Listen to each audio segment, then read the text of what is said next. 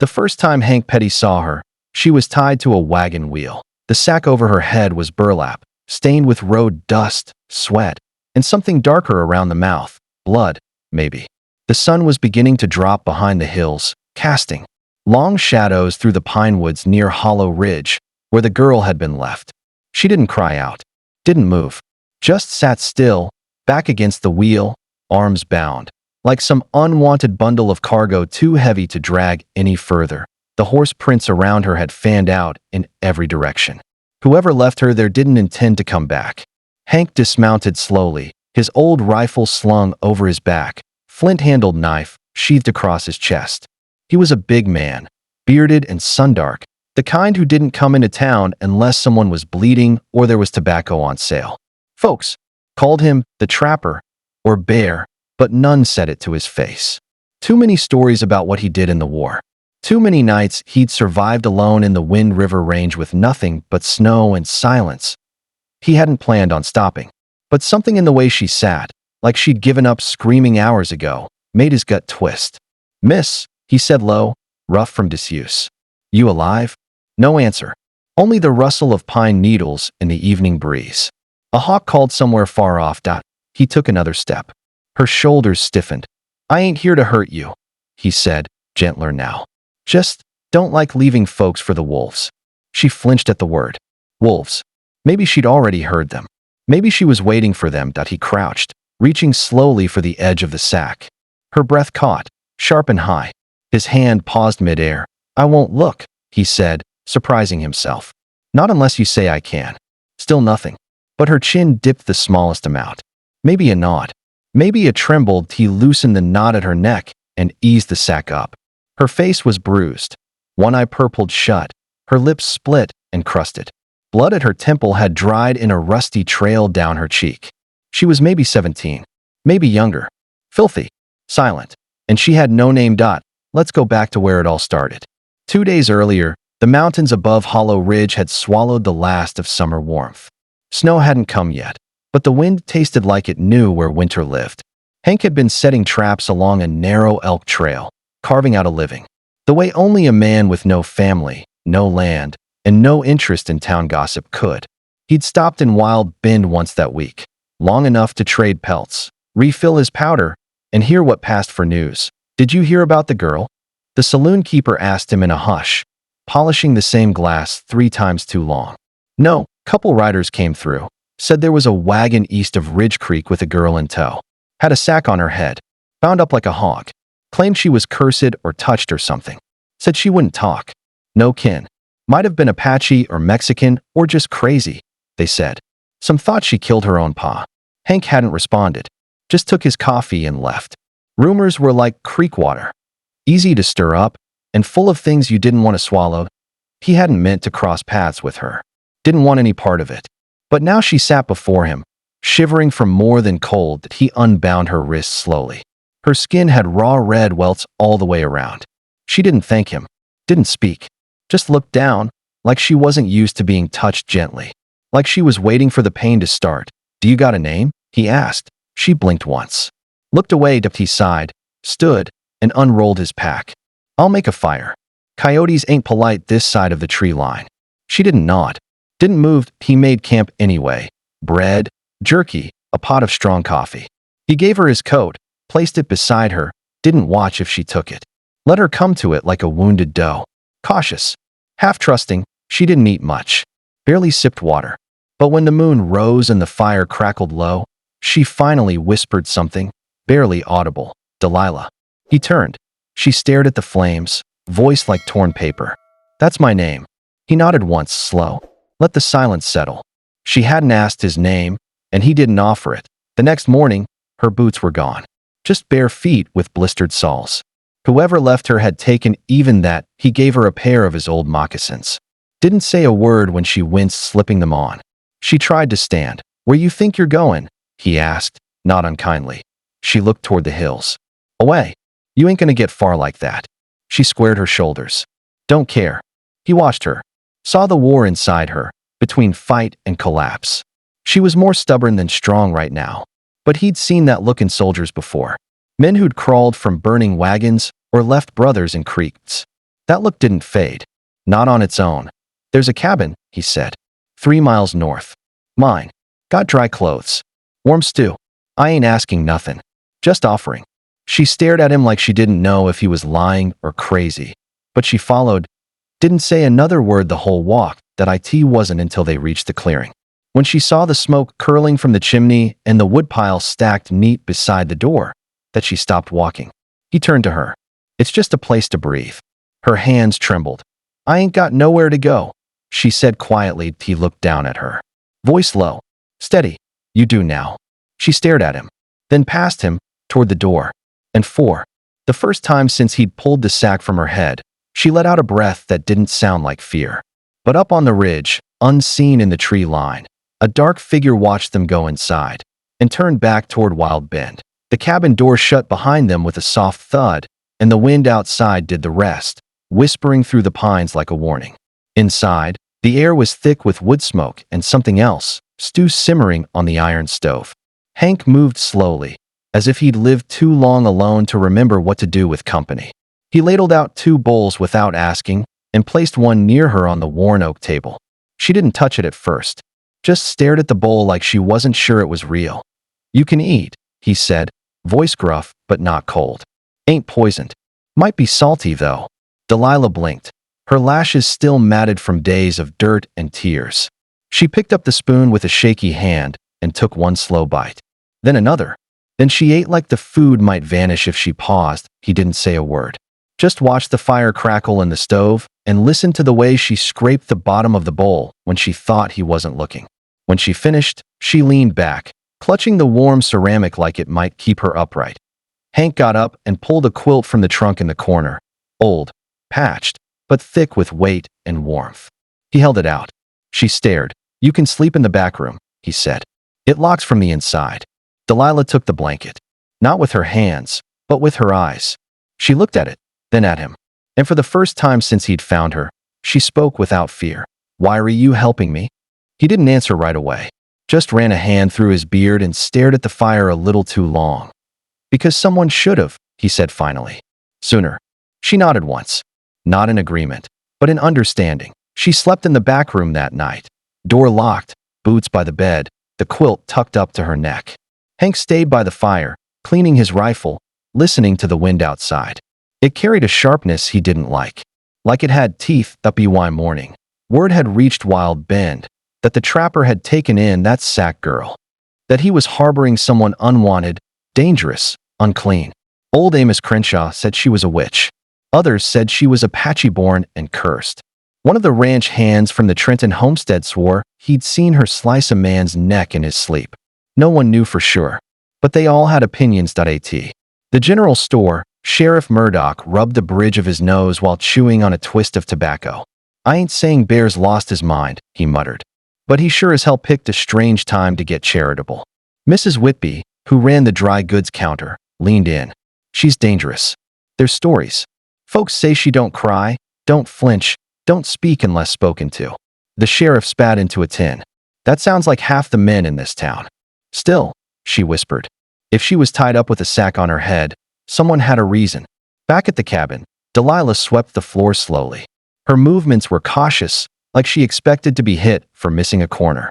Hank sat by the window, sharpening his knife, listening to the wind and the faint snap of kindling. You ever live in a place like this? He asked. She shook her head. You got family? Her hands paused, then resumed. Not anymore. He didn't press, didn't ask how or why, but something in the way she gripped the broom tighter told him enough. Later, she hung the laundry by the fire. Her fingers moved carefully over the stitching in the sleeve of one of his shirts, tracing letters embroidered faintly there. EP, the initials of someone gone that he didn't notice, or pretended not to. Outside, the wind picked up again. The pine trees whispered warnings, and then came the knock. 3 hard raps on the cabin door. Hank opened it slow. Sheriff Murdoch stood on the porch, dust on his boots, eyes wary. Mornin', Bear. Sheriff, mind if I come in? He didn't move. Depends what you want. The sheriff looked past him, saw the girl standing stiff in the back of the room, her hands frozen over a stack of firewood. She didn't speak, didn't move, just checking in, he said. Town's been talking. Thought I'd get the truth from the source. She ain't a ghost story, Hank said flatly. She's a girl. Left to die. That's not what folks are saying. Well, maybe folks ought to get off their porches and check for themselves. The sheriff looked down, picked at a splinter in the railing. You know what'll happen if someone decides to take matters into their own hands, right? This ain't about law anymore. This is about fear. Hank stepped outside and shut the door behind him. I fought men who burned whole villages over fear, he said. I don't scare easy, Sheriff. Murdoch looked him over. No, I don't guess you do. They stood in silence. Then the sheriff tipped his hat. Just be careful. If she's got enemies, they might already be on the way. He walked off. Hank watched until he was gone, then stepped back inside. Delilah hadn't moved. You all right? He asked. She looked up at him, eyes hard. I've never been, she said. That night, she slept near the fire. The wind howled louder than before. And far in the distance, somewhere beyond the ridge, came the echo of hooves. Not many, but enough. Hank stood at the window. Delilah opened her eyes. Someone's coming, she whispered. He didn't nod that he already knew. The fire burned low, casting long shadows on the cabin walls. Outside, the night had gone still, too still for a forest. Hank stood in the doorway, rifle resting against the frame, eyes scanning the darkness beyond the porch. The moon hung pale and high, silvering the treetops and the frost-laced grass. In the hush between wind gusts, he heard it again, faint, rhythmic. Hoofbeats. Delilah stood behind him now, barefoot on the wooden floor, holding his old coat tight around her shoulders. How many? She asked. Can't tell. Maybe 3. Maybe 10. She swallowed hard. They'll want me. He turned slightly toward her. Why? She didn't answer. Not at first. Just stepped out of the shadows and stood beside him in the doorway. They said I saw something I wasn't supposed to. Back in Elkhorn. What did you see? Her voice dropped. Them. Killing a man. Not for cattle or land. For sport. Hank's jaw worked. He said nothing. Just watched the moonlit trees like they might reach out and strike first. They said if I told anyone, they'd do the same to me. So you ran? She nodded. They caught me outside a trading post. That's when the sack went over my head. Said I'd be better off a ghost. Told people I was mute, cursed. Said I'd slit a man's throat in his sleep. She paused. I never did. I know. He said that a long silence stretched between them, heavy and still. Then came a sound from the trees. Not hoofbeats this time, but voices. Low, muffled. Men trying to keep quiet and doing a poor job of it. Rustling brush. The clink of a spur. Delilah's breath caught. She stepped back.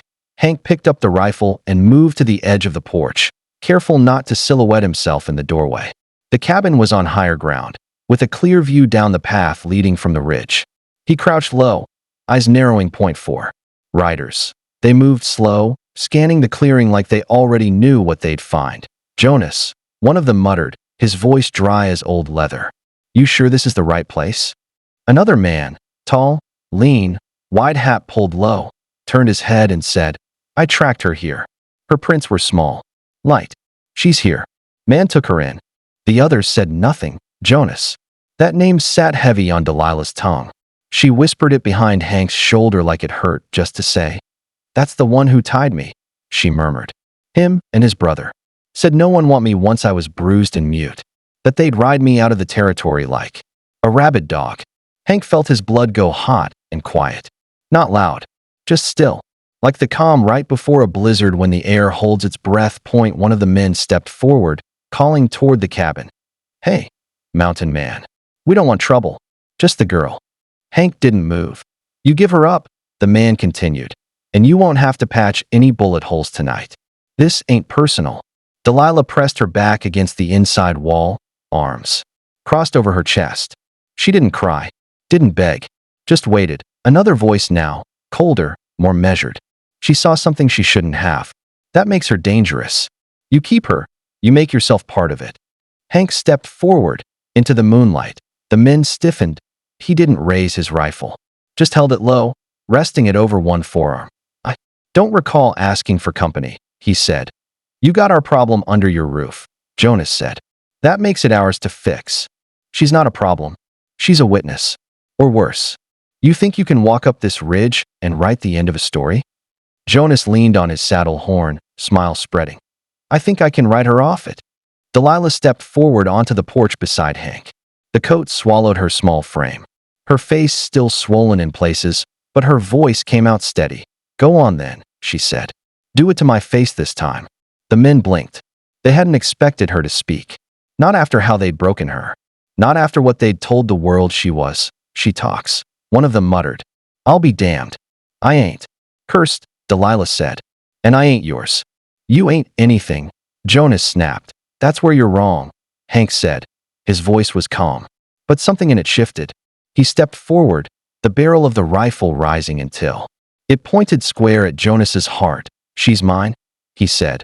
The words didn't come from pride, or violence, or ownership. They came from recognition, from the simple, quiet truth that someone needed to speak her name without shame. Jonas bristled. His hand inched toward his holster. "Go on," Hank said. "I got 6 rounds in steady hands. You fire first, maybe you get me. Maybe not. But I'll be damn sure to take you with me." A silence fell over the clearing. Then one of the other riders muttered, "This ain't worth dying over, Jonas." Jonas glared. "She'll talk. She'll tell what she saw. Then you'd best run far and fast," Hank said, lowering the rifle an inch. "Because if she talks, it won't be me you'll be answering to. It'll be the law." Another pause. Then hooves turned. One rider. Then another. Jonas stared at Delilah. Not fear, but fury. The kind of rage a man carries when a secret walks away breathing. But he turned. The riders disappeared into the trees one by one, swallowed by pine and shadow. Hank watched until the last hoofbeat faded. Then he turned. Delilah hadn't moved. "They'll be back," she said. "Maybe. I'm not safe here." "No," he said. "But you're not alone." She didn't cry, didn't speak, just stepped back inside the cabin, where the fire still glowed and the night, for now, stayed quiet. The next day, the sky opened up with snow. Not the gentle kind that kissed the trees, but thick, fast flakes that turned the dirt path white by mid-morning and buried Hank's traps before noon. The forest went quiet under the weight of it, and everything, branches, roofs, fear, fell still. Delilah stood at the cabin window, wrapped in 2 quilts, watching the snow fall like it was a message only she could read. Her eyes were clearer. Now, the swelling around them faded. The bruises still clung to her jawline like ghosts, but her spine was straighter. "I never thought I'd see snow again," she said softly. Hank was across the room, oiling his rifle. "You from down south?" Elkhorn was dry. Dust storms. Brown rivers. Men with cracked lips and guns they didn't clean. "I was born somewhere outside it. Don't remember where." She paused, her eyes on the snow. "Mama died when I was 8. Pa made me chop wood till my hands bled. I used to run barefoot to the river just to cry." Hank didn't say anything, just kept cleaning the rifle like he'd heard this kind of pain before and knew it didn't need answers. "He sold me," she said, "to a man who wanted someone quiet. Told folks I was sick in the head and it'd be a mercy to take me off his hands." Her voice didn't shake. It was too tired to. Hank set the rifle down and leaned forward. "That's not your story anymore." Delilah blinked. "Then what is it?" He stood, walked over to a trunk near the hearth, and pulled out an old bundle, wrapped in deerskin. Inside was a small silver locket and a piece of folded paper with a girl's name on it, Hannah Petty. His daughter. She died in 61, Hank said, barely audible. Fever took her fast. Her and her mama both. Delilah didn't move. "I buried them up near the ridge," he said. Didn't speak to another soul for 6 years after that. She watched him, her eyes full of something she didn't understand yet. Recognition. Grief. Belonging. "She your only child?" she asked. He nodded. "You talk about her like she's still near." "She is," he said. "Every time I cook stew and forget the salt. Every time the snow comes early. Every time someone cries without knowing why." Delilah looked down at the fire. Then, softly, "I think your Hannah would have liked me."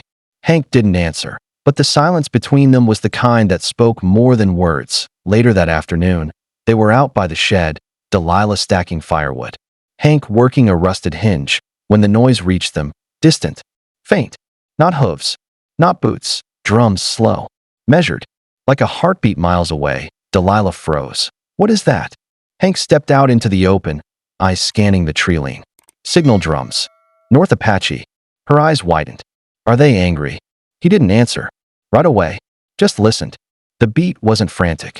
It wasn't calling for blood, it was calling for witness. He turned to her. What did you say you saw again? Back in Elkhorn. Delilah hesitated. They were camped near a bend in the river. 5 men. One of them wore a cavalry coat. But the others had Apache jewelry, paint, hair braided like warriors. They were pretending? They were killing. She shivered. They dragged a man from his wagon, said he stole horses. But the horses were still hitched. I saw them gut him. Laughed while they did it. Said something about keeping the land white, whatever it took. Hank's jaw tightened. What did the man look like, the one they killed? Long braids. Red sash around his arm. He turned toward the tree line again. That wasn't just a man, he said. That was Red Horse. Half-blood elder from the Whispering Pines clan. How do you know? Because I traded with him. Twice. Last spring. Delilah swallowed. If they know you saw that, Hank continued, and they know you're still alive, they're not here for war. They're here for truth. The drums echoed again, slower now. Waiting. That night, Hank lit 2 lanterns and left them by the path outside. The snow was still coming down light, but the wind had stilled. Delilah paced the room, her breath fogging the cabin window. What if they don't believe me? They will, Hank said. You saw what you saw. But what if they think I'm lying just to stay alive? Hank looked at her. Then I'll stand beside you. And if that's not enough, I'll stand in front. She looked up, eyes bright, voice trembling. Why? He thought for a moment, then said simply, because someone finally spoke your name. Near midnight, they heard the hooves, not many. Just 3. Hank stepped onto the porch. Delilah followed. Coat cinched tight around her waist. 3 riders came through the trees. No guns drawn. No torches. Just feathers, buckskin, paint that glimmered even in the dim firelight. The lead rider was older, face like carved stone, eyes unreadable. He dismounted slowly, hands open. Hank spoke first. She saw what happened. At Elkhorn, the man said nothing, just turned his eyes toward Delilah. She stepped forward, heart pounding. I saw your elder die, she said, and I remember the ones who did it. The warriors studied her. Then he spoke, slow, deep, a voice that felt like thunder held back. What color were the killer's eyes? She blinked, then whispered, one blue, one brown, the one in the cavalry coat. The Apache elder stepped back and let out a long breath. That was him, he said. We've hunted him across 3 valleys. Hank stepped closer. You here for her? The man looked at Delilah, then at Hank. She is not ours to punish, he said. She is the one who did not look away. Delilah's eyes filled, but she didn't let them fall. The elder reached into his coat and drew something wrapped in leather. He handed it to her. A small stone carving. A woman kneeling, head bowed. She watched. The elder said, now she is keeper of the story. And with that, he turned and rode away to no war. No blood, just truth, and silence in the snow. The last of the hoofbeats faded into the trees like a dream slipping back into sleep. Delilah stood still, the leather wrapped, carving warm in her palm despite the cold. Her fingers trembled as she turned it over. The kneeling figure was carved with care, not like something meant for trade, but something passed down. It didn't feel like a gift. It felt like a responsibility. Hank watched her from the porch steps, one hand resting on the rail. The snow whispered down around them, soft and ceaseless. What do I do with it? She asked. He didn't answer for a long time. Then he stepped down beside her and looked at the figure in her hand. You remember, he said. You carry it forward. You don't forget. She looked up at him. Even if no one believes me. He nodded once. Especially then. 3 days passed without word to no riders. No sheriff. No drums. Hank went back to checking traps and cutting firewood. Delilah fed the stove, swept the floor, helped skin a fox with steady hands. It wasn't peace, not exactly, but it was something close. Something that filled the cabin with warmth and gave her muscles a reason to move, lungs a reason to breathe. One morning, she came out holding a tin of coffee, only to find Hank staring at a canvas sack on the porch railing. The same sack they'd pulled from her head. She stopped cold. I kept it, he said, not looking at her. Was going to burn it. She nodded slowly. But you didn't. Didn't feel right. She stepped forward, picked up the sack, held it in her hands. It still smelled like sweat and dirt, like fear. But the cloth felt different now. Smaller, fragile. She turned to him. Can I? He nodded. She walked to the fire pit outside and dropped it in. The flames caught fast.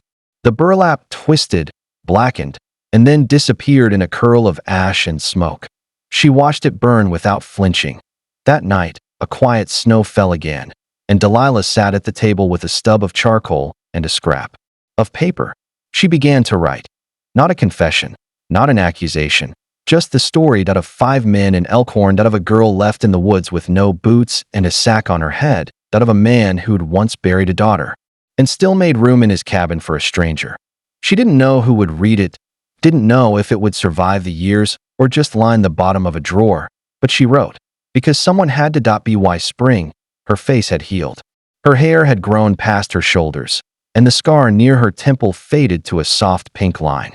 She chopped wood on her own now, made coffee stronger than Hank liked, talked more, though still soft. One morning, he found her outside near the ridge, staring at the small wooden cross he'd carved years ago for his wife and daughter.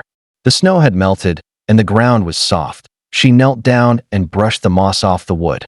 What were they like? She asked. He sat beside her on the log. Grace was the kindest woman I ever met.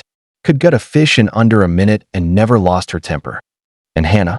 She was the only kid in the valley who knew how to whittle a wooden bird that actually glided. Delilah smiled. A slow, quiet thing. You talk about them like they're still here. They are, he said. Every time I see you help. That fox kit near the barn. Every time you bring in more kindling than I asked for. Every time you look at the fire like it owes you nothing, and you forgive it anyway.